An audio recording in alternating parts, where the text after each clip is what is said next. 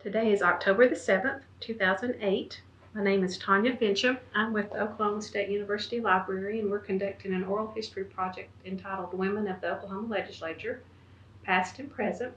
And today we're interviewing Mary Fallin, who was in the Oklahoma House of Representatives 1990 through 94. Right. And at that time, she was elected Lieutenant Governor of Oklahoma and served 12 years. Right. And is currently in the U.S. House of Representatives. So thank you for coming to campus. My pleasure to be here. It's always good to be back on the OSU campus.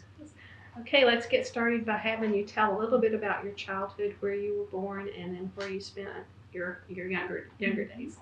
Well, I was actually born in Warrensburg, Missouri at Whiteman Air Force Base, where my dad was in the Air Force, and they had grown up in Tecumseh, Oklahoma, which is where I'm originally from. But my dad had gone into service and had left home for a short time to go to Missouri to serve his nation and our nation. And so I was actually born on the base. And then after I was born, we moved back to Mulgee, Oklahoma when I was about 3, lived there for about a year, moved to Tulsa, lived in Tulsa till I was about 5, and then we moved to Tecumseh, Oklahoma, which is where my family really is from. All of his parents, my mother's parents, and where I grew up and attended high school and graduated from. And do you have siblings? I do. I have a brother who's about 6 years younger than me, and he went to Tecumseh High School and still resides in the Shawnee-Tecumseh area. Great. Well, how early did you get interested in politics? Gosh, I got interested in politics probably in high school. When I was a senior in high school, I was asked to be a page in the Oklahoma Legislature by our local representative, who at that time was Jim Townsend from Shawnee, Oklahoma. He was good friends with my mother and my father, and I had the opportunity to go to the Oklahoma Capitol and serve as a page, and just kind of found it very intriguing, and I liked being around the political side and the issues as a page, and of course as a very young girl, and coming from Tecumseh, going to Oklahoma City to the state capitol was a really big deal for me. And later on, as I continued into my college years, I went to Oklahoma Baptist University my first 2 years, and then transferred to Oklahoma State University, which is where I graduated with a degree in now human environmental sciences, family relations, and child development. And during my years in college, my father, Newton Copeland, ran to be mayor of Tecumseh, and actually lost his first election as mayor, and then was elected mayor of Tecumseh during my time at OSU, and served in office until I was 28, and then he passed away at the early age of, I think it was around 56 when he passed away, and I was 28 at the time. And my mother, who was a non-elected official, was asked by the Tecumseh community and the city council to actually step up to be the mayor as a non-elected official, which is highly unusual in politics, because normally a vice mayor or someone on the city council would step into that open slot upon a death. But as a non-elected official, my mother became the mayor of Tecumseh and the first woman to serve in office. And so I became very interested in politics from my time in high school as a page in the Oklahoma Legislature to the time I was in my late 20s, and my mother and my father both served in community service as the mayors of Tecumseh, Oklahoma. Well, did you discuss politics around the dinner table then? Well, of course, I was pretty naive to politics back then, but I can still remember going out to campaign for my father, and he, the first race he ever ran for, he didn't really campaign very much, and he lost because he just didn't campaign. That was a good lesson I learned. You got to campaign and get out and talk to folks. And I remember doing some better flyers and brochures, and the second time he ran, I remember going out and going door to door with him and campaigning with him, and then of course he won.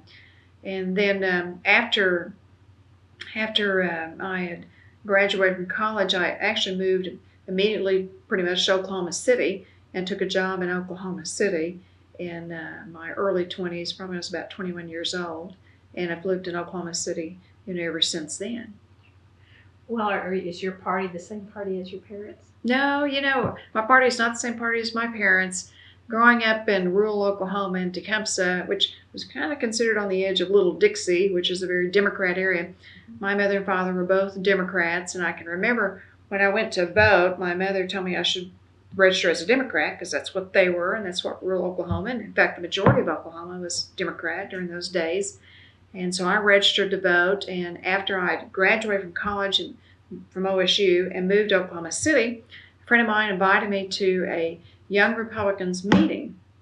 And I went to the Young Republicans meeting, and actually they showed me the platform between the Democrat Party and the Republican Party, and I actually read it and determined that I was really a conservative Republican. I liked fiscal discipline and spending. I was conservative on social issues and believed in limited government, and so I actually switched by the time I was about 21 or so to be a Republican.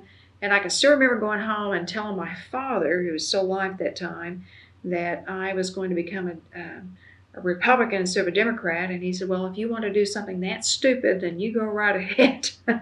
And unfortunately, he didn't live long enough to see me ever become elected to office, but my mother did. And as time went by, my mother, of course, when I ran for lieutenant governor and she could actually vote for me, my mother and my aunt and my brother and my grandmother, who was in her mid-90s, actually all switched to be Republicans because they did actually believe in the conservative issues that I believed in, as most Oklahomans do, Democrat or Republican. And they all were able to vote for me and, of course, worked real hard for me. Well, what prompted you to run for the House initially? I ran for the Oklahoma Legislature in 1990. I was in my early 30s. I was a businesswoman in Oklahoma City, was a district manager for Lexington Hotel Suites statewide, had a great career. I just received the District Manager of the Year nationwide for reducing the expenses of the hotel corporation I worked for, but yet increasing the profits and just basically good sales and marketing and management. And I'd only been on the job a short period of time, that particular job.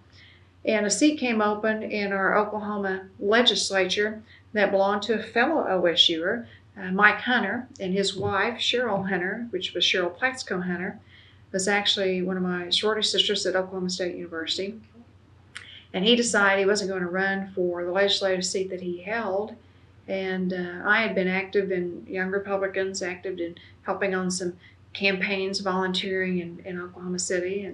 And as the seat came open, I was listening to all these different issues around the state, dealing with business, because at that time I was running a business. And I was always dealing with workers' comp and health care insurance and education and trying to find a quality workforce. And the seat came open. And it was also during that time that we were debating House Bill 1017, which dealt with education, improving education, but also had a large tax increase for that. And so I was really paying attention to issues at the Capitol. And when the seat came open at that December, and he said he wasn't going to run again, I called Mike Hunter up and I said, Mike, if you're not going to run again for the legislature, I am, because I am so mad at what's going on at the Capitol. And I want to get out there and improve education, health care, improve the business environment, and work on all these crime issues. And he said, well, go right ahead. And of course, there were several other people that also ran for that seat. And unbeknown to me, I should say, that during that same time period, which was in December, and the election was next year in August, and then for the primary, and then November for the general election, I announced in December, and still worked my job full time.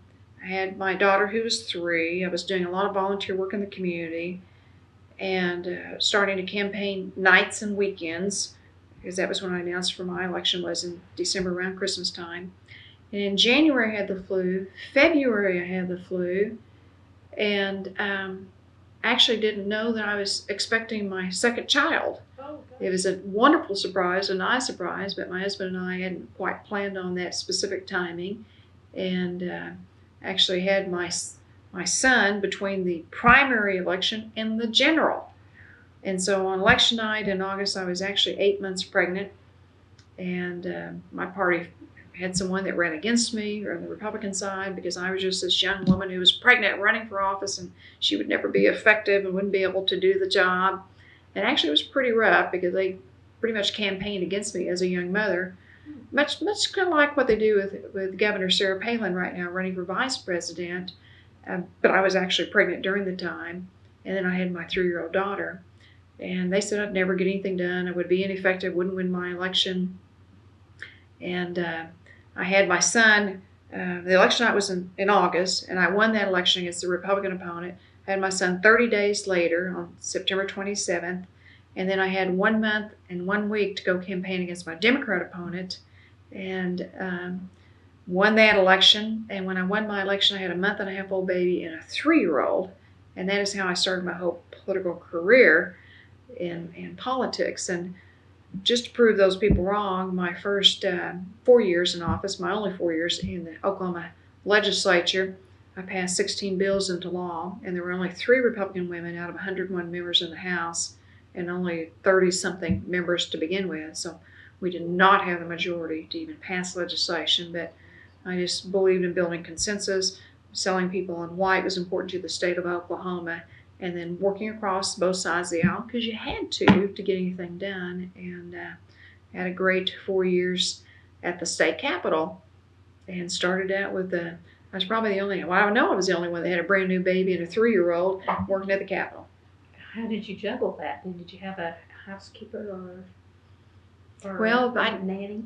I didn't have a full-time help. I obviously had to have some help with childcare, and I had some babysitters that helped me, and then my son did go into daycare. But the good part about being in the legislature was that it met basically February 1st through the end of May, and so I had a little bit more of a freer schedule that I could spend more time with him his first 4 years, because I would be out of the legislature from June till basically December. And so actually it was a good time if I had to work, which I did. It wasn't an option for me in my household, but I could actually spend more time with my son and my daughter that way. And there were many times I would bring my son in his car seat with my diaper bag and my bottles to the state capitol and work. And of course that was mainly during the summertime, and even my 3-year-old. And by the time I finished my years in the legislature, they were 4 and 7.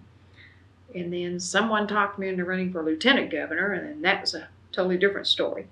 And we'll get to that in just a minute. Talk a little bit about your campaign then, your first campaign. Well, my first strategy, colors, that sort of thing.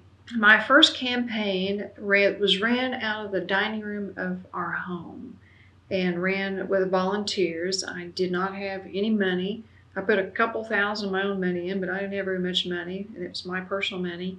And I had a lot of great volunteers in the community, mainly women, but there were some guys that would help that were friends of mine.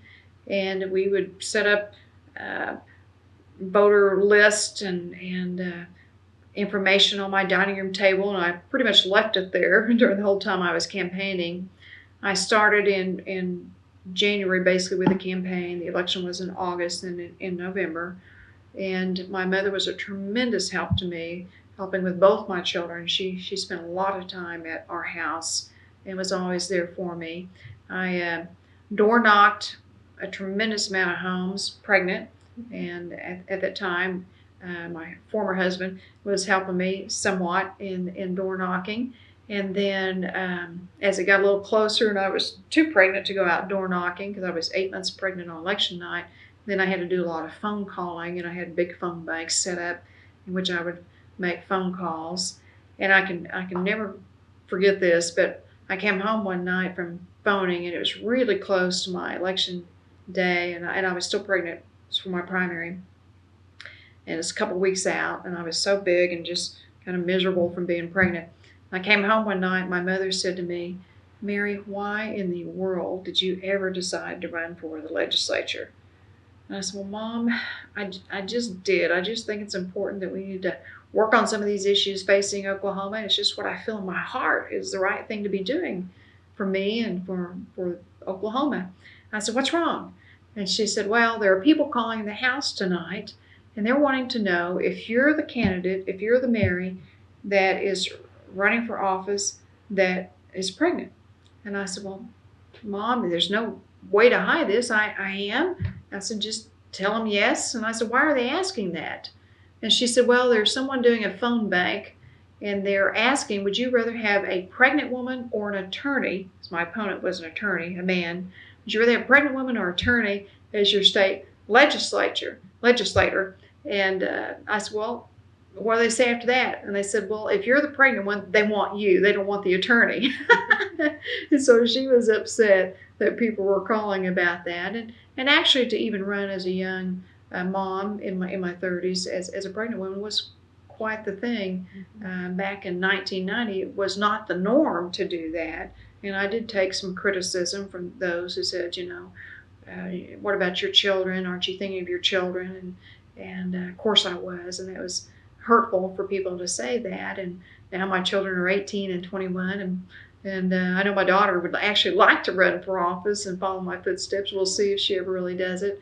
And my son is quite the debater and quite the politically astute person right now, and both of them have turned out quite well and have done very well in school, and we've all made it through very, very well. Did he go to D.C. with you? I'm just curious, since he's 18, just turned 18. Well, my son's actually finishing up his last year in high school. He had 2 years left when I was elected, and he wanted to stay in school in Oklahoma City, and he has, and he's doing very well. He does come to D.C., but my daughter is the one that loves to come to D.C. The first year I was elected, she came up 8 times. One time she came up to stay just a couple of days and ended up staying a full month. And I even went home on the weekends and left her up there. Of course, she's 21, but she's got a lot of friends up there. A lot of her classmates have actually worked in my office as interns, both in Oklahoma City and Washington. And so it's been fun to be able to mentor our friends' children and my daughter's classmates who have come to Washington, even my son's classmates who have wanted to come and have the opportunity to see how government really works in the heart of our nation's capital. And she loves it, and my daughter has spent a tremendous amount of time in Washington with me and has traveled quite a bit, been to the White House many times. And when my son gets out of high school, I'm hoping he'll be able to spend a little bit more time with me. But he's kind of interested in cars and sports and girls right now. Well, I guess they're both learning how to campaign. Both of them have spent many, many years, 18 years now. That's how long I've been in office, going through campaigns, and it's really quite funny. We've had some critical votes recently on the Wall Street problems and some of the bailout money, the rescue money for the economy. And both of my children were text messaging me and calling me and asked me how I was going to vote, and even found that their own friends were calling them. Their high school and college friends are calling them saying, what's your mom think about this? And why is she voting this way or that way? And so it's been very encouraging and interesting to see my own children have such a keen awareness of issues. And I think it's important that our young children and students do participate in civic activities and to be aware of what's important for their state and what's important for their nation. So you're mentoring them a little bit. Who mentored you? Did you have someone in particular when you got into the first office? Well, people always ask me, what was your inspiration to run for political office? And I can still remember back to that discussion about my mother when I was campaigning, and it was so difficult campaigning while I was expecting my son. But I remember her saying, what in the world caused you to want to do something like this? And it was one of those nights where we were having one of those difficult, campaign nights where your opponent's attacking you. And my mother doesn't like her daughter being attacked. And I'm, trying to be a young mother and campaigning and working, my job. And I said, well, Mother, I said, it's real easy. What caused me to want to get into public service? I said, it's you. And it's my dad. Watching both of you serve as mayors of a small town, watching you give of your time and your efforts and trying to make a community better, that's what caused me to have an interest in politics. It was you as my mentor, Mom. Good answer. What did you were close enough where you didn't have to move in order to serve, right? I did not have to move to serve. I was living in Oklahoma City when I first ran for the legislature and lieutenant governor, so it was actually very easy for me because I could go home almost every single night and be with my children and cook dinner. I might have to slip out to go give a speech somewhere, but I was always home to try to be there as much as humanly possible. Did you drive down Lincoln to get to the Capitol, or did you come Yes. a different way? No, I would come down Lincoln Boulevard, and even watching Lincoln Boulevard being transformed, especially when Governor Keating took office and I was lieutenant governor, to see the great change in the landscape. And of course, Governor Keating had a passion to clean up the gateway to our capital and to tear down a lot of the old buildings and to get rid of some of the eyesores that were along the way. And we certainly have done a good job along Lincoln Boulevard. And the dome wasn't there? The dome was added when I was lieutenant governor, and I was actually in office during the whole time that issue was being debated, and about who was going to pay for it, and even raising the private sector money. The legislature put in a smaller portion of that. And I can still remember the great celebration that we had when the dome was dedicated. It was one of the most fantastic musical productions I've seen probably ever in Oklahoma, other than maybe the centennial celebration that we had recently. But it was a real spectacular night, and I have to give tremendous credit to Lee Allen Smith, who's been a wonderful civic leader in Oklahoma that was responsible for the dome celebration, of course, a wonderful centennial too. Well, on your watch party, you want to talk a little bit about your first one, who all was there, and then go into swearing-in day? My first watch party, gosh, I got to remember back. I've had so many watch parties. I got to remember where that first one was. I think the first watch party I ever had was actually in the living room of my home. Okay. And it was just with family and friends, and we weren't sure if I was going to win or not. I'd never ran before, and as I said, I just ran my campaign with volunteers, and I hardly had any money to even spend on a campaign. I basically printed up brochures and put up yard signs, and I had a little philosophy back then that if I put up yard signs on major corridors where people were going to be driving, and of course I try to put it in yards too, in the neighborhoods, but there's limited time and limited people to put up signs, that if I put them up on the major areas where traffic was going, that everybody would think, oh my gosh, look at that woman, she's really got a lot of support. And that was one of my little personal philosophies. Whether it worked or not, I don't know. But I did do that. And of course I did a lot of door knocking.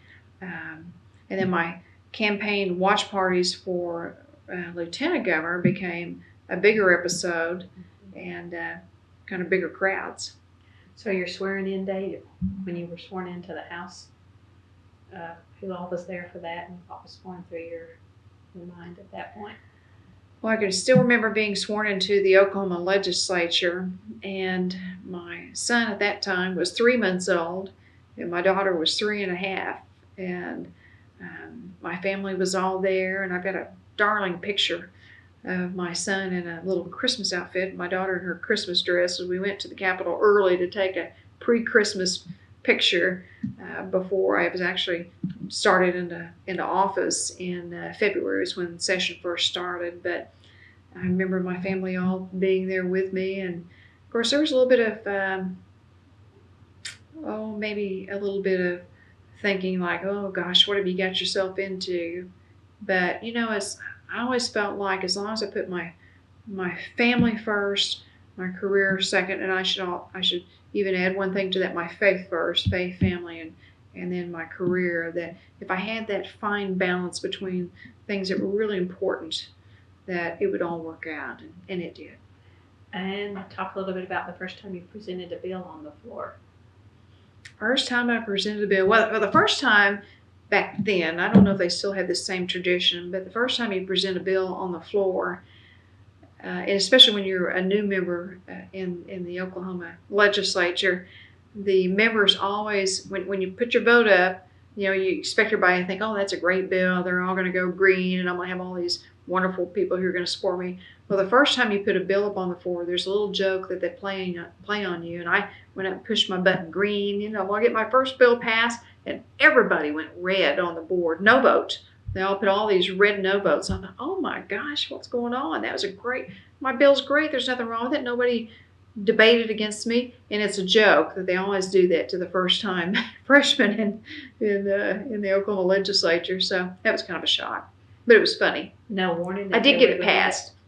No warning? No warning. No, they don't take it. They just surprise you.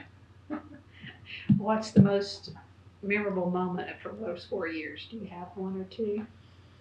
The most memorable moment, well, two things specifically, two issues that I focused on with a lot of passion back then. One was that I passed a piece of legislation called the Stalker Law, for Oklahoma, the Oklahoma Stalker Law. We were actually the second state in the nation after California to pass legislation that said that if a person was being threatened or stalked or felt like their life was in danger by someone, that they could have some protection from that person. And I worked very hard to talk about this new crime law, this new victims protection type law for Oklahoma. It was a new concept because California was the first state to do it.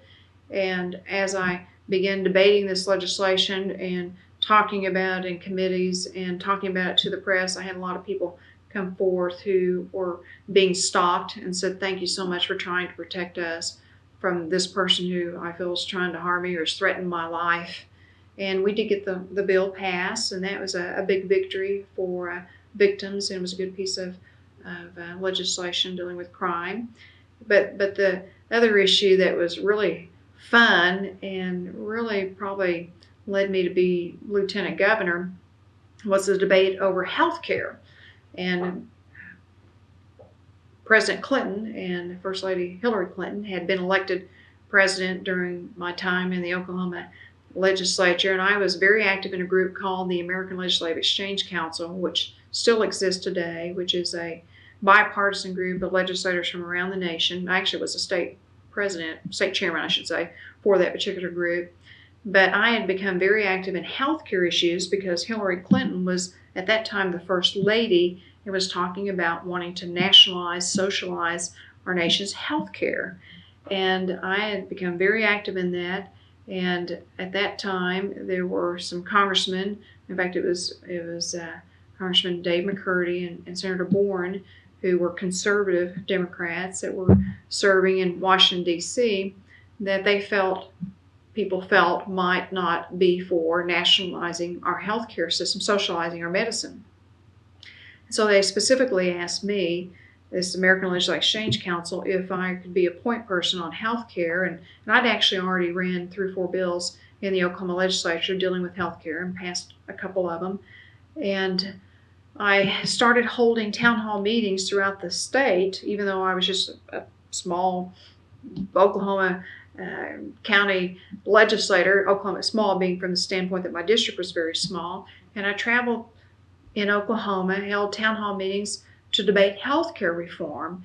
And President Clinton actually sent someone from the White House who would debate me everywhere I would go in these town hall meetings. I later ran into him years ago when I was lieutenant governor. I don't even remember what his name was now, but he remembered me. Because you're that lady from Oklahoma that I was always debating 10, 15 years ago about health care issues. It was back in 1992, 93, so it's been longer than that.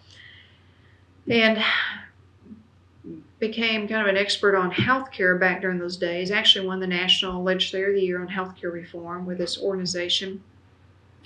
And one time there was a huge debate in Oklahoma City that was scheduled, and I was debating with a former senator here in Oklahoma named Senator Angela Munson, who was for that issue. And President Clinton had his person who was representing Hillary's policy, and then myself and one other person. And we were debating in front of the state chamber. Pretty big crowd at the Marriott Hotel. It was pretty rancorous during the debate. And as I finished that debate, I stepped down from the podium, and an older gentleman who was a great friend of mine, who later became Senator Inhofe's chief of staff and has since passed away, came up to me and said, "Mary, I need to talk to you about something." I said, "Okay." So we went back to the coffee shop, and he said, "I want to talk to you about your future." And I said, "Well, did I do a bad job just now?" And he said, No. He said, "You did a great job. You did a great job debating on health care." He said, "I want to talk to you about running for a different office." Well, that time I had my son, who was 4 years old. My daughter was 7, and I didn't even have an election the 2 years prior to that. So I was, moving along as a mother trying to balance family and work. He said, "I think you should run for lieutenant governor." I said, "Lieutenant governor?" I said, "I can't do that. I can't run a statewide race. I've got a 4-year-old and a 7-year-old. I said, "We ever had a woman be lieutenant governor in Oklahoma?" And he said, "No." I said, "How about a Republican? Are we a Democrat state? Is a Republican ever won lieutenant governor's position?" He said, "No." I said, "How much does that cost to run for a statewide office?" And he said, About $500,000. I said, you know what? That's 3 stupid ideas. I'm not going to do that. I said, I'm not going to run for lieutenant governor. And he said, well, let me tell you why I think you should. And so he started talking to me about the future of Oklahoma and about the character I had and about the issues I stood for and how he believed that represented Oklahoma. And he said, I really think you need to reconsider and think about running for lieutenant governor. And I was quite comfortable in the legislature. I'd been there 4 years and loved what I was doing and had some good success and had my family, trying to balance family and work. And sure enough, he talked me into it. He had several people calling me, and I stepped out. There were 9 people in the race totally. I never did raise $500,000. I only raised $199,000 and ran statewide, which is totally unheard of these days. I had a primary runoff and a general, and won all 3 of those to become the first woman and the first Republican ever to be lieutenant governor. Was that campaign a little bit different from the legislature one then? It had to be broader. Well, the campaign was tough because I had to travel statewide. I had a tremendous amount of volunteers. Once again, I still could not afford a political consultant in that campaign. I had volunteer staff. I finally ended up towards the end of the campaign paying somebody $1,000 to handle all the media because it was quite enormous to be able to handle all the press and the media issues and position papers. Just traveled throughout the whole state of Oklahoma. I keyed in on certain counties I knew would be important to win. Spent the majority of my time in those counties to get through the primary at least. Got into a runoff against a very substantial person named Terry Neese, who had won the Republican nomination and was quite a credible candidate, a good businesswoman in Oklahoma. And she and I were in a runoff, and we won that. And then went on to go into the general election against another lady who was very credible, whose parents had been publishers of newspapers throughout the state. Her grandfather had been, I think it was Speaker of the House, if I remember right, and she had quite a good sum of money to put in personally into the race. And her name was Nance Diamond, and she was a good quality candidate too. And we went toe-to-toe in November of that year and surprised everybody and won the campaign for lieutenant governor. And that watch party you said was a little bit different. That watch party was very interesting. In fact, the primary election was in my campaign headquarters, and I had a pretty good crowd. There's 30, 40 of my friends. Of course, people knew that it was an uphill battle for a Republican to win the seat, and of course, I was running against another woman, but it would have been history too. But they knew that I probably won't win this race, and so they were all there to kind of console me and to be with me. At least that's what they thought. I thought I was going to win. I wasn't in it just to be doing it for the heck of it. I had given up my seat in the legislature. I couldn't go back. I'd given up that opportunity that I loved to run for lieutenant governor and to take that risk to do that. So I was in it to win and to be able to serve in that capacity. So election night, I had the media come to my headquarters early on in the evening, and they were all there. And all of a sudden, I noticed the TV cameras and the people were leaving. And it was like 7:30, and the election had closed at 7. And I thought, where are they going? And one of my staff people came up and said, unpaid staff, came up and said to me, well, they think Terry Neese is going to win and you're going to lose, so they're all going to her headquarters. I said, you've got to be kidding me. And they laughed. And of course, I was crushed. So I thought, oh my gosh, they think I'm losing and they're leaving. Well, as the night progressed on, it came in that I was winning. And then, of course, they had all come back, a little bit of egg on their face, back to my headquarters. And it was a couple hours later, but we did win that. That was actually the runoff. When we did win the runoff, and the media all showed back. Of course, that kind of felt good when they had to come back, and now they want the interview. Yes. Now on the general election, it was a heck of a night too. It was at the Cowboy Hall of Fame. There's a huge crowd there. Of course, Governor Keating had his whole campaign team there. Mine was there, and several other candidates were having a big watch party. And once again, it was that up and down, and it was going to be history if I won the position as lieutenant governor. And the votes would come in, and I'd be up in some areas. Then they'd come back in 15 minutes later, and I'd be down. And then they'd come in, and I'd be up. And then they'd be down. It was that way for hours on end. And it was really so stressful. Because 1 minute people coming up oh, you're winning. And the next minute they come up and say, oh, I'm so sorry. You worked so hard all night long. It just went for hours.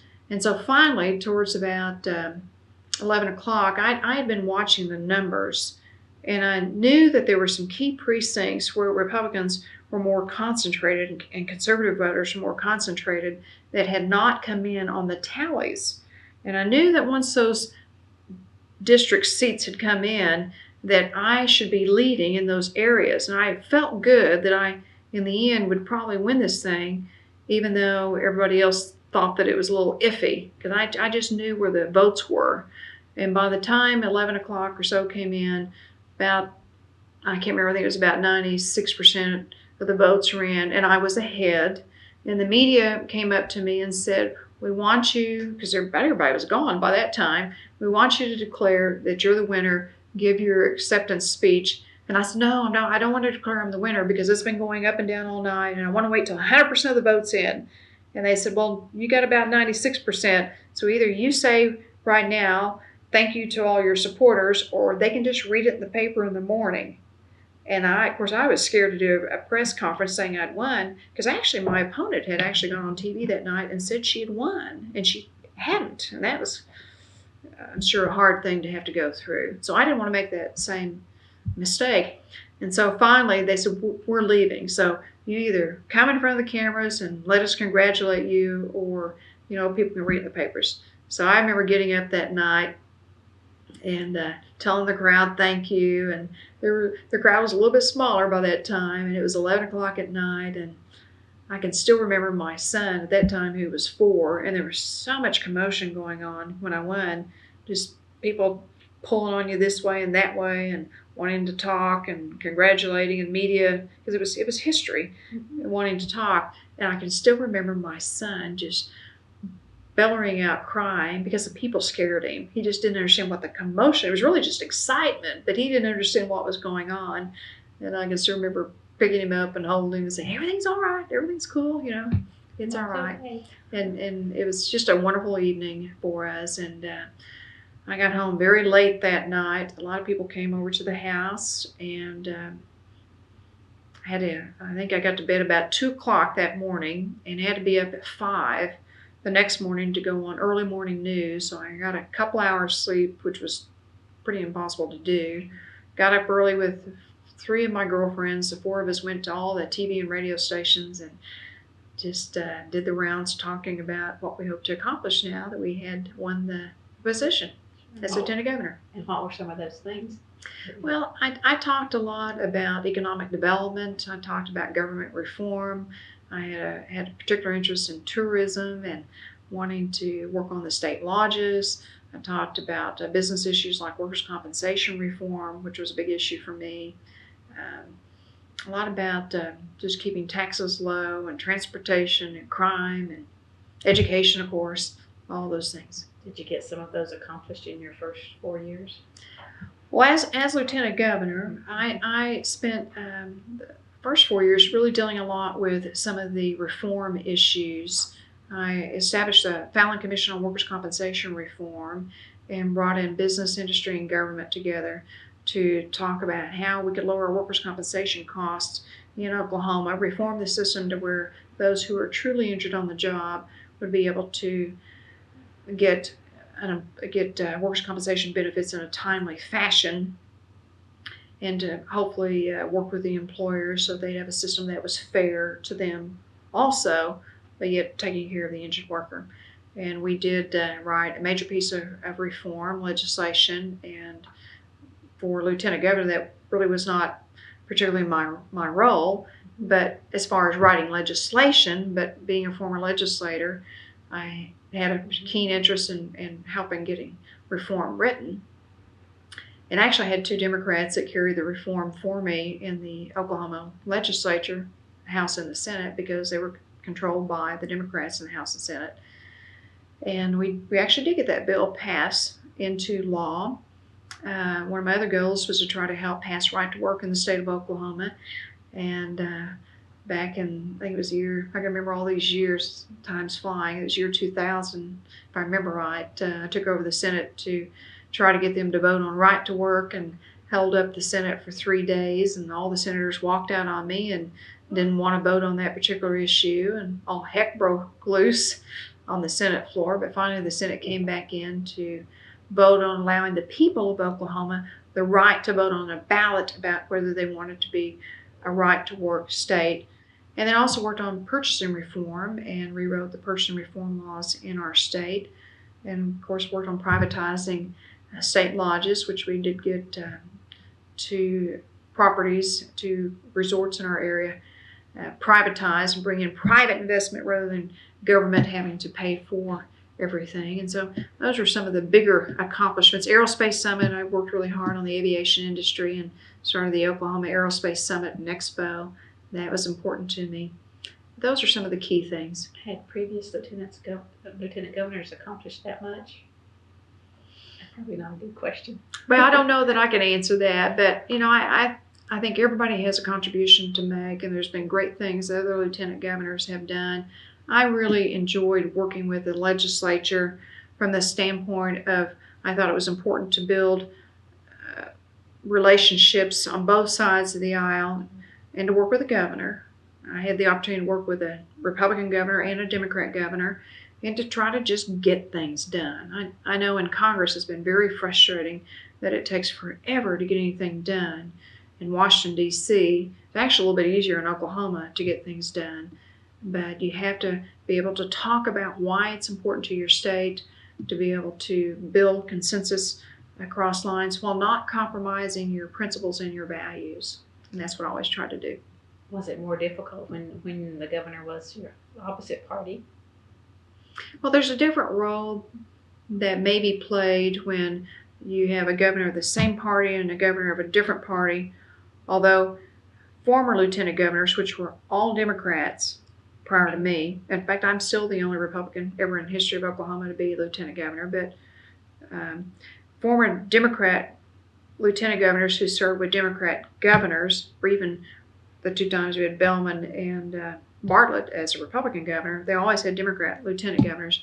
But even if they were the same party, various former lieutenant governors had expressed to me that there was still shaky times with a governor of the same party.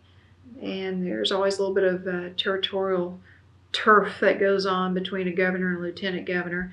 When I first entered into office as Governor Keating's lieutenant governor, I went up to him one time and I said, Governor Keating, I am delighted to be your lieutenant governor, and that is my role in the state of Oklahoma. That is what the people of Oklahoma have. They've elected me to be the lieutenant governor. You go be governor. I'm the lieutenant governor. I'm not looking to take your job, and you go enjoy it. Don't worry about me. And of course that helped us have a great partnership. And when you got a governor of a different political party, and if you're at the top of the ticket on the state level, like I was as lieutenant governor with Governor Henry, then your political party also expects you to step up and be the leader and to be the person that's talking about the issues that are important to your party. And there are times that those issues don't match with whoever the governor might be. And so that's the role that you play. But I did try to work with Governor Henry on issues when it was possible and try to communicate with him on as much as he would let me. When you ran for lieutenant governor a second time, did you have major opponents then, female, male? The second time I ran for lieutenant governor, it was a much easier race, and the third time was a much easier race. And then what prompted you to switch to run for the U.S. House? Now, I was all ready to run for my 4th term as lieutenant governor. I had a lot of people talk to me about running for governor. There was a time during the second 4 years of my election, the beginning of it, when Governor Keating was being mentioned as a possible vice presidential candidate or even as attorney general, and there was huge speculation that he was going to be leaving and going with President Bush, and I was having to think about succeeding him as lieutenant governor to governor. That was the year that President Bush and Vice President Al Gore got into such a long waiting period to see who actually won the presidential election with the hanging Chad situation and the Florida vote count. And that went much past the November election, clear into December.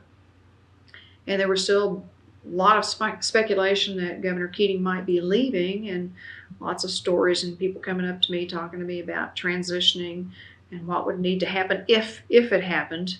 And lo and behold, it did not happen. Vice President Dick Cheney was chosen to be Governor Keating's vice president, and Governor Keating did not leave. And so the next time the gubernatorial race came back through, people talked to me again, as they do frequently, about whether I would consider doing that. And I decided the last time around in 2006 to not run for governor. I was not going to run against an incumbent governor.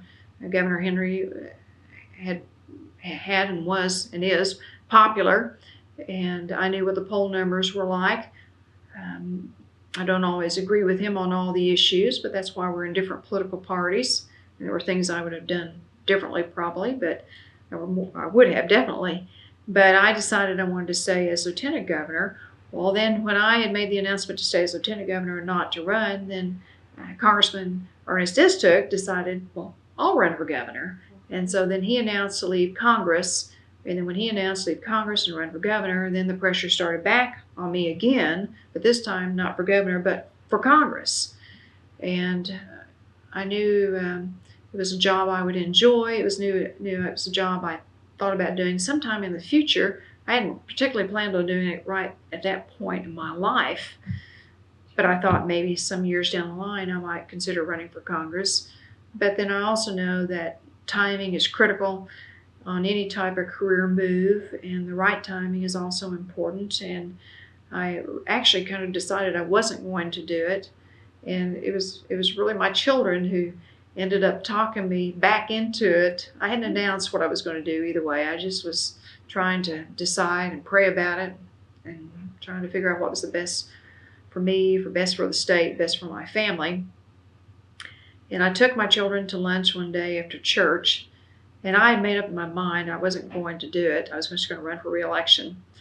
And my daughter was sitting there, and I had my daughter on one side of the table and my son on the other, and I'm sitting right in the middle. So my daughter says, "So Mom, when does your race for Congress start?"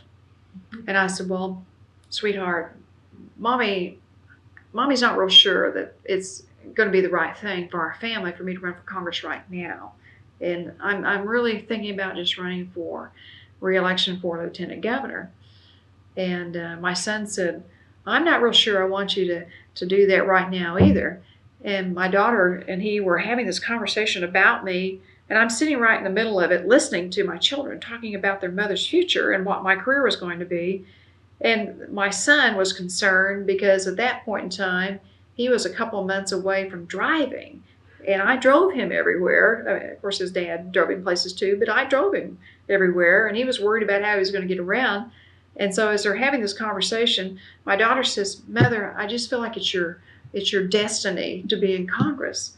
And I said, "Well, that's a big word for I think at that time she was, she's probably about 19 at that time. So that's a big word for you to use." She goes, "Well, I just feel like it's what you're supposed to be doing, Mom. You need to run for Congress.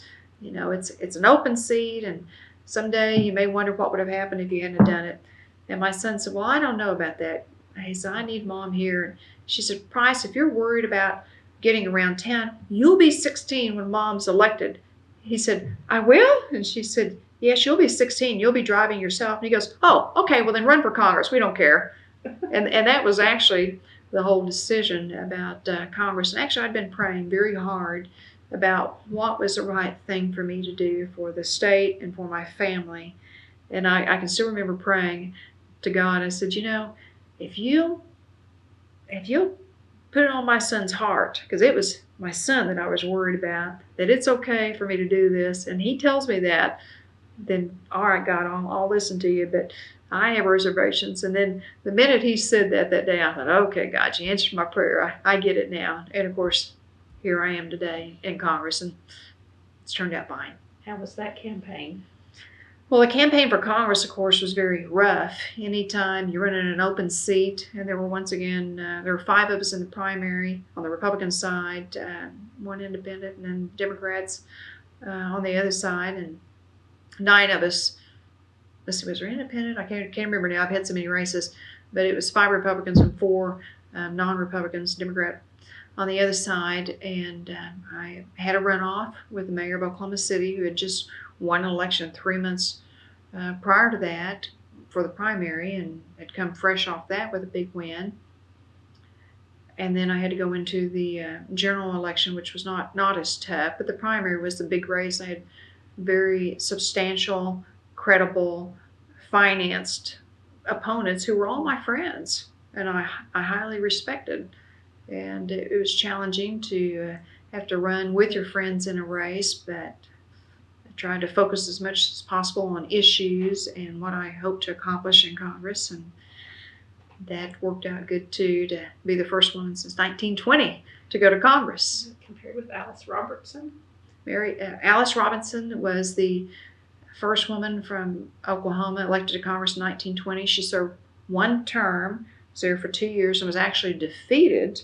She was a Republican from Muskogee, Oklahoma, which is unheard of because Muscogee's typically been very much of a Democrat registered area of our state. But she won. And actually, just this past week, our last week of session, the final day of session, I actually passed a resolution to honor her because she was the second woman elected to Congress, and she was the first woman ever to sit in the Speaker's chair in the U.S. House of Representatives. Because there were only 2 women in Congress, and she was asked to sit in the chair one day to preside over the U.S. Congress, and she was a woman from Oklahoma. So I passed a resolution the last day of this session to honor her. Good. Do they compare you to her some? Does anyone? I don't really get compared to her because she and I were quite different as far as personalities and backgrounds, but people recognize how she paved the way for other women to come along the way to serve in Congress. 80-some years later. 80 years later. It took us 80. I tell the young girls when I speak to them, it took me 80 years to get to the U.S. Capitol after Alice Robinson. Well, you haven't lost an election, have you? No, I've never lost an election. I've been very fortunate, knock on wood. And a lot of people talk about taking risk in life. And a lot of people aren't always willing to take a risk in life. They always want to know there's a for sure thing. And I've always been a big risk taker. I've taken 3 huge risks.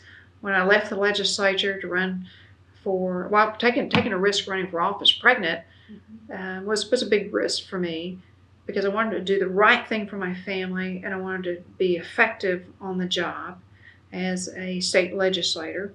And that was a big risk. I left a job that I'd just been named Manager of the Year of nationwide to risk running for the legislature, and then actually having a huge personal hurdle to go over, running for office, expecting my second child. So that was my first big risk. Leaving the legislature, which I dearly loved, even won the National Legislator of the Year my 4 years there, and then to run for lieutenant governor. And it meant that I wouldn't have a job if I lost. And I won that. And then leaving a job as lieutenant governor after 12 years to run for Congress, when we had not had a woman elected to Congress since 1920, was another huge risk, because now I've been a single mom for 10 years and totally supportive of myself, no help from anybody. And, I'd be risking losing my job one more time. But the reason why I've done those things, taken those risks in life, is because I have tremendous faith. And if you have faith to know that whatever happens will be, if you pray about it and you try to make the best decision, knowing all the circumstances at hand, the risk and the possibilities, and you're willing to do what I call stepping out of the boat and taking the risk to do something that maybe you don't even know is possible, that by faith you can step out and do those things and know that whatever happens, win or lose, it'll be all right. I think we need to switch the tapes real quick. We're getting close. Okay, this is tape 2. Let's do a little bit of comparison here. Since you've been the first woman to serve as lieutenant governor, first Republican woman, if another lady came up to ask your advice about running, what would you tell her? I would tell anyone who wants to run for public office that it's a very rewarding experience.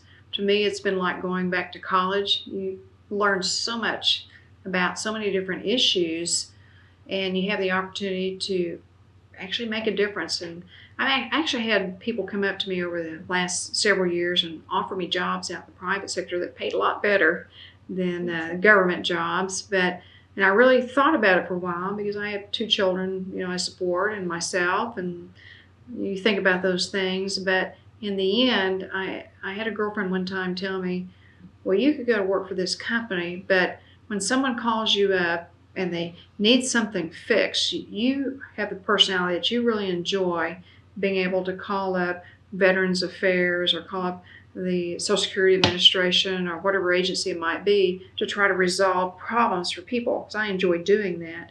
And she said, but if you're out in a private sector company, you won't be able to make those phone calls because people frankly won't care if you call or not. But if you call as a congresswoman or as a lieutenant governor, then they pay attention. And I really thought about that because I enjoy being able to help people, being able to help the state of Oklahoma, and to be able to make things better. You mentioned you had 4 friends that went around with you that morning. Are you still close friends with those particular women? Well, let's see. One of them moved off to, one of the friends I was with me during my campaign moved off to Florida and got married. One of them's still around, and she actually worked for me in my lieutenant governor's office for quite some time until she retired. And the other lady's just still around the community, but she's not working. But yeah, we're all still friends. Is this the first time you've been back on campus since you were a student here? Oh no, I come back to the OOHRP. I was here Saturday for a football game. Okay. No, I try to come back to the campus, and I try to come back and on occasion I'll speak to various associations or groups, or of course meet with your various division heads of the campus. I've had a great briefing today on the research work being done for biofuels on the aviation aeronautics engineering side of OSU, and the great partnerships and how we're trying to work with the private sector and higher education to meet the needs of the workforce in the future. We've had great briefings on many different issues, and in my capacity in Congress, I want to make sure that I'm always here to listen and support and to take what's being done in Oklahoma and be able to share it on a national level to show the great things that are being accomplished here. What's been your biggest obstacle along the way? My biggest obstacle in public service? Mm-hmm. Probably the biggest obstacle I've had in public service is just the self arguments that you have, if that makes any sense. It's your mind arguing with yourself about, is this the right thing to do for your family, and probably just the balancing between family and work. There's always tough decisions that you have to make when you're in leadership for voting on a piece of legislation, or maybe it's running a campaign, but the balancing act of making sure that your family is taken care of, that you're able to give them appropriate time, although it is a sacrifice. The time that they loan their mother or their father, whoever it might be, to public service is really a sacrifice of a family. But I don't ever want to do it, don't ever want to serve to the detriment of my family.